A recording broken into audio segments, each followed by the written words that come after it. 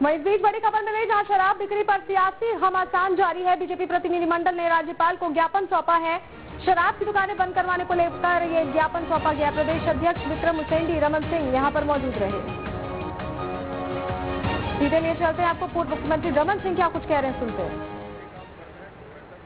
चाहिए मगर वहाँ भी गौठान के लिए और इन कोरोना से लड़ने के लिए पैसा लिया जा रहा है।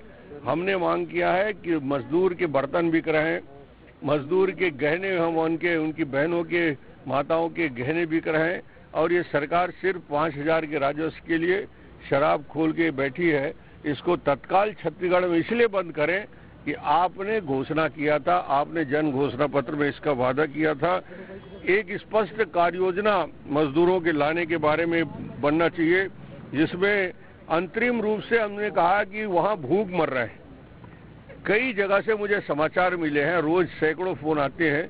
भीख मांगने की स्थिति में छत्तीसगढ़ का मजदूर इलाहाबाद के सड़कों में फ्लाईओवर के नीचे बैठे हुए हैं। लखनऊ और कानपुर में उनके पास पैसे समाप्त हो गए, खाने पीने के लिए दूसरे के सहारे जी रहे हैं। अरे भैया, 1,000 रुपया सभी राज्यों ने दे दिया, तुम्हारे पास इसके लिए भी पैसे नहीं है कि इन मजदूरों को खाते में 1,000 रुपया ट्रांसफर कर दें। अभी तक मजदूरों की संख्या 1,60,000 है। पैसा इन्होंने आज तक दिया 400 रुपया, वो भी 800 लोगों को। 800 लोगों को पैसा दिया है, उसको भी प्रेस के माध्यम से सार्वजनिक करना चाहिए। अलग अलग जिलों में 20 लाख 15 लाख रुपये दिया है 50 दिन होने के बाद, और ये पैसे की मांग करते रहते हैं। तो पहला तो शराब की योजना बनना चाहिए, मजदूरों को 1,000 रुपया देना चाहिए। किसानों की हालत खराब है, उनको डिफरेंस की राशि किसानों को दिया जाए और डिफरेंस की राशि के साथ साथ किसानों को जो 2 साल का बोनस है वो तत्काल प्रदान किया जाए, और उसके साथ ही साथ जो टोकन जारी किया गया है उनके धान खरीदी की व्यवस्था करो। विधिवत पास लेके जो आ रहे हैं, यह अद्भुत प्रदेश है छत्तीसगढ़ और अद्भुत कानून बनाने वाले मुख्यमंत्री हैं। जो पास लेके आ रहे हैं उनको रोका जा रहा है, चिचोला बॉर्डर से लेकर सारे बॉर्डर में, और जो पास लेके पैदल आ रहे हैं बिना अनुमति के उन सबको छोड़ा जा रहा है। हजारों की संख्या में सब बॉर्डर से लोग प्रवेश कर रहे हैं, उनको कोई रोक नहीं रहा है, कोई थर्मल टेस्टिंग भी नहीं कर रहा है, कोई दूसरे जांच भी नहीं कर रहा है, उनको भी रोक, उनके लिए एक कानून बने। इसके साथ ही साथ सरकार ये श्वेत पत्र जारी करे 50 दिन में, जिला स्तर में, प्रदेश स्तर में मेडिकल इंफ्रास्ट्रक्चर के लिए कितनी राशि खर्च की गई।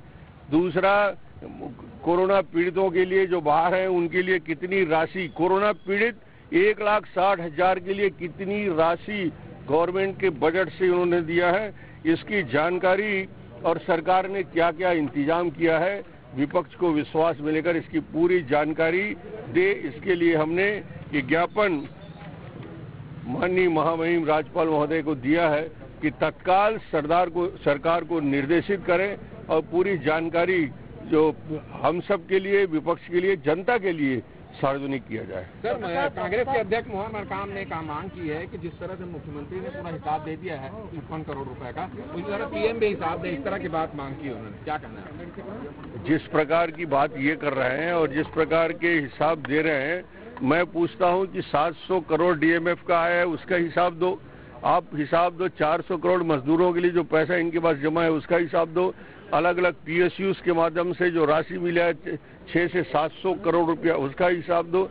ये तो लोगों ने जो सहयोग दिया उसके हिसाब कर रहे हैं। आपके पास जो 3,000 करोड़ रुपया जो इस मद में खर्च करने के लिए अनुमति सहित केंद्र सरकार से मिला है, उसका एक एक चीज का हिसाब देना चाहिए। सरकार जो 17,000 करोड़ रुपए के कर्ज में है, एक पाई का आप लोगों ने कल ट्वीट जारी किया था, शर्मा जी ने, बहुत कर्ज और इसका हर घर से 2.5 लाख रुपए का भुगतना पड़ेगा। इसकी ये कर्ज के में पूरे छत्तीसगढ़ की जनता, सरकार का कर्ज का मतलब आपके और हमारे ऊपर कर्ज हो रहा है, और जितना कर्ज हम लोगों ने 15 साल में नहीं लिया था, 15 साल में लिया था, उतना कर्ज 1.5 साल में लेने का कीर्तिमान स्थापित किया है। ये दिवालिया कर देंगे छत्तीसगढ़ की अर्थव्यवस्था को, मगर गरीबों के लिए जहां खर्च करना है तो इनके पास 1 रुपया पैसा नहीं है। कल से पैसेंजर ट्रेन चलाने जा रही है सेंट्रल गवर्नमेंट, क्या व्यवस्था देख पा रहे हैं? छत्तीसगढ़ की तरफ से व्यवस्था है सब चीजों के लिए? कोई बात करने वाला यहाँ का मुख्यमंत्री तैयार नहीं है। हमको भी, विपक्ष को भी विश्वास मिले तो हम कार्य योजना बात करें। माननीय अध्यक्ष जी,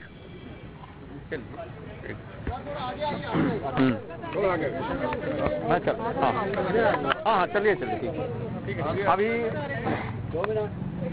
महामहिम महोदया, राज्यपाल महोदया को अपने एक ज्ञापन दे करके वर्तमान में जो कांग्रेसी सरकार है, जिन वादों के साथ, इन घोषणाओं के साथ सरकार बनी थी, उसमें सबसे बड़ा मांग था कि यहाँ पर आप सब देख रहे हैं कि 3 मई के बाद जो शराबबंदी पहले होने वाली 40 दिन तक बंद था, उसको खोलने के बाद जो स्थिति बनी है यहाँ पर पूरे छत्तीसगढ़ में, उसका बड़ा विरोध कर रहे। उस मामले को लेकर हमने ज्ञापन दिया है और कल हम पूरे पार्टी की तरफ से अपने सभी कार्यकर्ता अपने निवास में 3 बजे से 5 बजे के मध्य अपने घर के सामने हम सब धरने पर बैठने वाले हैं।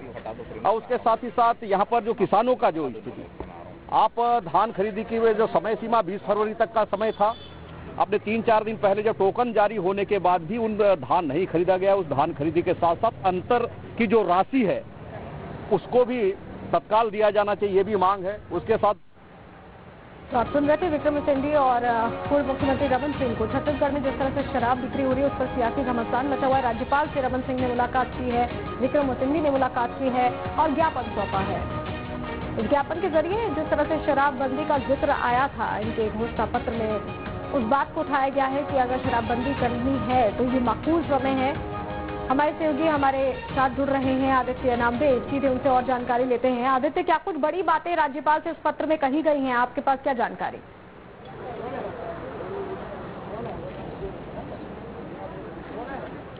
बिल्कुल, देखिए सबसे बड़ी बात यही की गई है कि जो शराब में टैक्स बढ़ाया गया है, शराबबंदी की एक तरफ आपने बात की, पूर्ण शराबबंदी की आपने बात की, शराब पे टैक्स बढ़ाकर आप कोरोना का इलाज करना चाह रहे हैं। ये बेहद गंभीर विषय है और निश्चित तौर पर इसको लेकर यहाँ पर साफ तौर पर कहा गया कि अच्छा काम अगर आप करना चाहते हैं तो शराब के पैसे से एक तरफ आप शराब दुकानें खोलते जा रहे हैं, नई शराब दुकानें खोलते जा रहे हैं, दूसरे कोरोना के लिए आपका क्या विषय है, क्या आप अभी तक आपने खर्च किया है, कोई बताने को तैयार नहीं। सबसे बड़ी दूसरी चीज ये है कि कोरोना में अभी तक 700 करोड़ रुपए का डीएमएफ फंड था, उसका कोई अता पता नहीं आपने कहाँ खर्च किया, आप नहीं बता पा रहे हैं।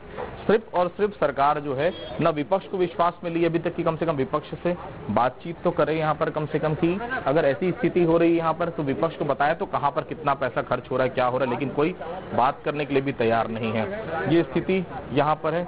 ये सर शराब को लेकर जो बात आप लोग कर रहे हैं ये मानने को क्यों नहीं तैयार है? विपक्ष की भूमिका भी होनी चाहिए, विपक्ष से भी बात करनी माननी चाहिए, राय लेनी चाहिए, बैठना चाहिए, चर्चा करना चाहिए, मगर कुछ करने को तैयार नहीं है सरकार। आगे किस तरह से सड़क पे लड़ाई लड़ेगी बीजेपी, क्योंकि ये स्थिति से धरना में भी बैठ रहे हैं पूरे प्रदेश व्यापी।